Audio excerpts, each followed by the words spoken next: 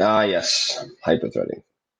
Well, we'll start off by saying this. If you do professional thread heavy work, hyperthreading matters. If you are a mainstream user, don't even worry about it.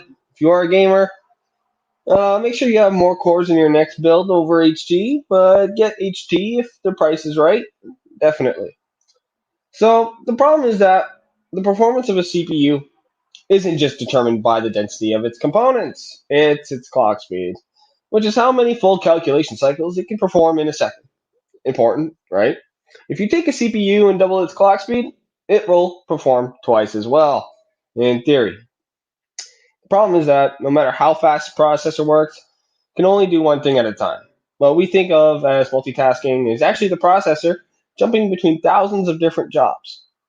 A little while ago, they started hitting walls when it came to making a single processor faster and faster. So one of the solutions was to put more than one CPU in every processor, so that the various jobs could be divided between them. Today, quad-core CPUs are pretty much the mainstream configuration. Hyperthreading (HD) is Intel's name for simultaneous multithreading. It basically means that one CPU core can work on two problems at the same time. It doesn't mean that the CPU can do twice as much work.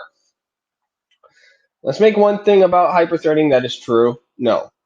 If you must choose between two processors that can handle the same number of threads but don't have the same number of cores, go with the CPU that has more physical cores.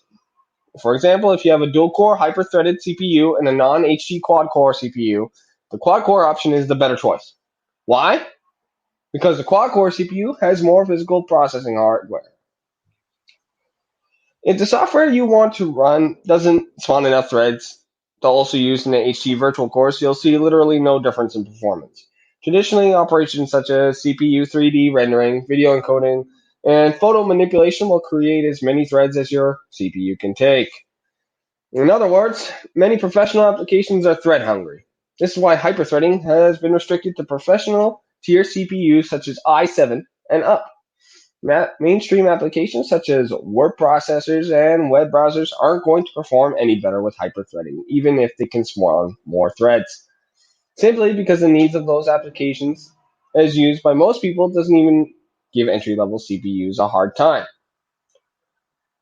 Video game engines are starting to become more thread heavy, which means HT enabled CPUs will perform better in time and within them.